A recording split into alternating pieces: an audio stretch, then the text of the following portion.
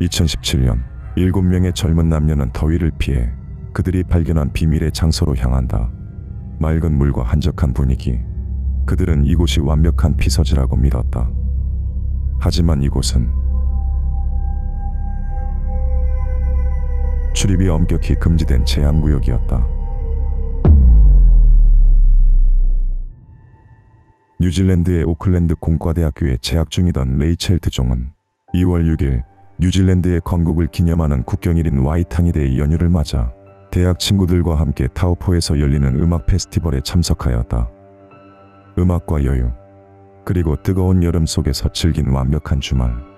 그렇게 페스티벌의 모든 일정이 끝난 뒤 이제 그들에게 남은 것은 오클랜드로 다시 돌아가는 것뿐이었다. 하지만 연휴의 끝이 아쉬웠던 레이첼은 친구들에게 한 가지 제안을 한다. 이전에 자신이 발견했던 조용하고 경치 좋은 수영 스팟이 있다며 오클랜드로 돌아가는 길에 그곳에 들렀다 가자고 말한 것이다.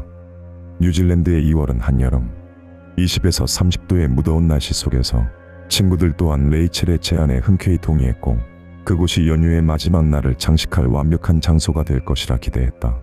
그렇게 2017년 2월 6일 레이첼을 포함한 총 7명의 남녀는 그들만이 아는 특별한 장소로 향하기 시작했다.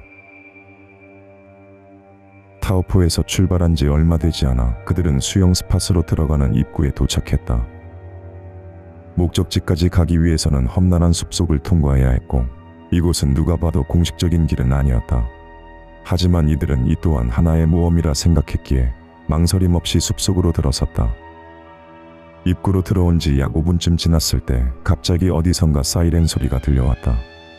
레이첼과 친구들은 그 소리가 어디서 나는지 의아해했지만 발걸음을 멈추지는 않았다. 그리고 목적지에 거의 다다랐을 무렵 그들은 암벽 등반 수준의 가파른 절벽과 마주하게 된다. 맨몸으로 내려가기엔 위험한 지형이었지만 다행히도 누군가 미리 설치해둔 로프 덕분에 비교적 안전하게 내려갈 수 있었다.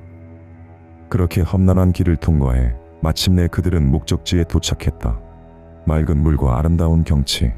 친구들은 이 장소를 알려준 레이첼에게 고마움을 느꼈고 무엇보다 이렇게 좋은 곳에 자신들밖에 없다는 사실이 이 순간을 더욱 특별하게 만들어 주었다.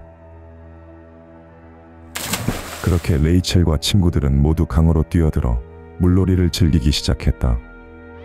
그런데 잠시 후 아까 숲속에서 들었던 것과 같은 사이렌 소리가 다시 들려왔다.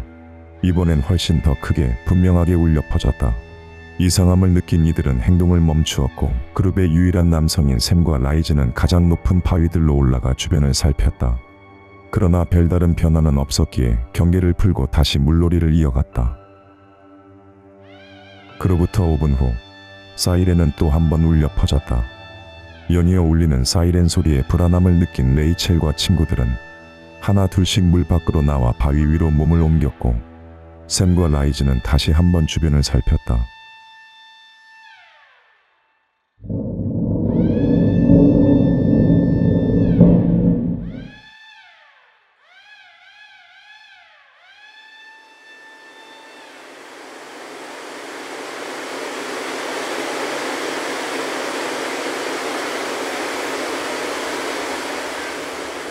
그 순간 엄청난 양의 물이 쏟아져 내려왔다.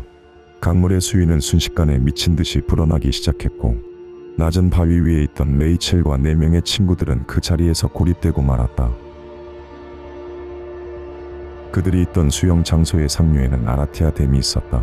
이곳은 댐의 방류가 이루어지는 구역이었으며 이들이 들었던 사이렌 소리는 방류를 알리는 경고 신호였던 것이다.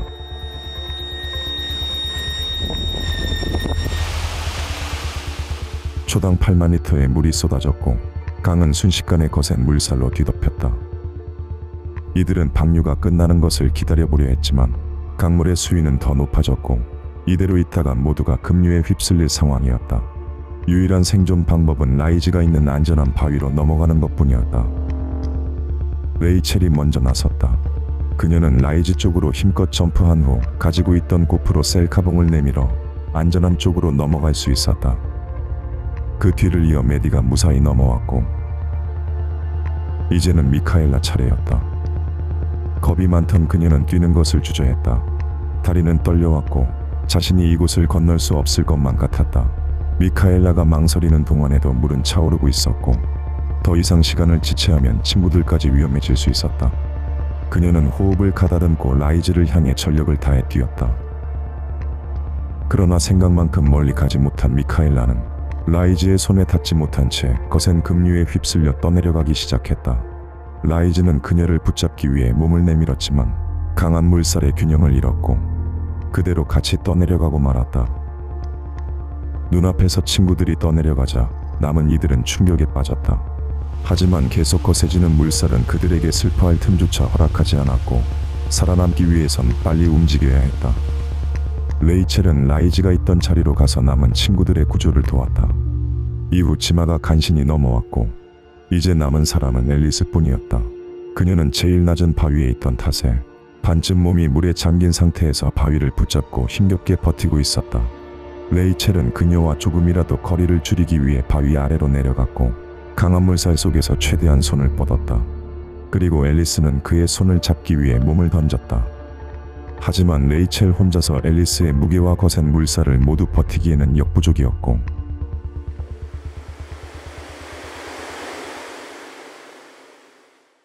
결국 앨리스와 함께 물속으로 사라지고 말았다.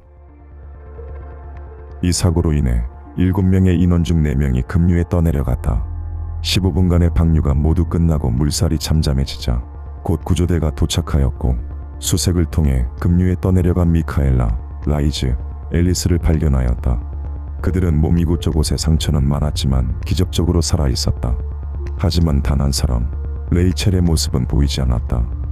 이후 8시간 동안 이어진 수색 끝에 레이첼은 강하류의 바위 틈에서 숨진 채 발견되었다. 사고 이후 사람들은 레이첼과 친구들이 경고 표지판과 사이렌을 무시하고 들어간 것에 대해 지적했다. 아라티아 댐은 여름철 하루 최대 4번의 방류가 이루어지며 이 모습을 위쪽 전망대에서 안전하게 관람할 수 있는 관광지로 경로 곳곳에는 댐 하류의 출입을 제한하는 경고 표지판이 세워져 있었다. 그리고 이들이 들어간 비공식 경로의 입구 역시 경고 표지판이 설치되어 있는 위치였다. 이에 대해 레이첼의 아버지인 케빈 드종은 자신의 딸이 책임감이 강하고 조심성이 많은 사람으로 경고 표지판을 보고도 무시하고 들어갈 만큼 무모한 인물이 아니었다며 의문을 제기했다. 조사 결과 그들이 들어간 비공식 경로 앞에 설치되어 있어야 할 경고 표지판은 사건 발생 2주 전 도난을 당했으며 경로 안쪽 어디에도 경고 표지판은 없었다.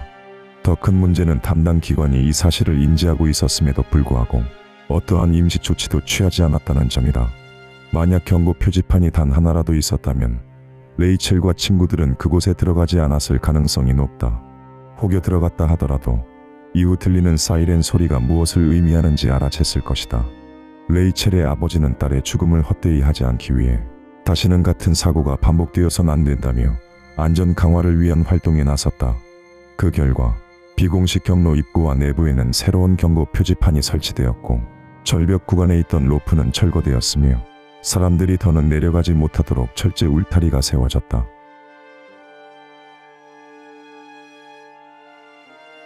레이첼의 희생이 없었다면 이 안전 시스템은 지금까지도 바뀌지 않았을지 모른다. 그리고 어쩌면 한 사람이 아닌 더 많은 희생으로 이어졌을 수도 있었다. 결국 이 사건은 안전 표지판 하나의 부재로 인해 목숨을 잃은 안타까운 비극이었고 그 희생은 뒤늦게나마 안전 시스템을 바로잡는 계기가 되었다.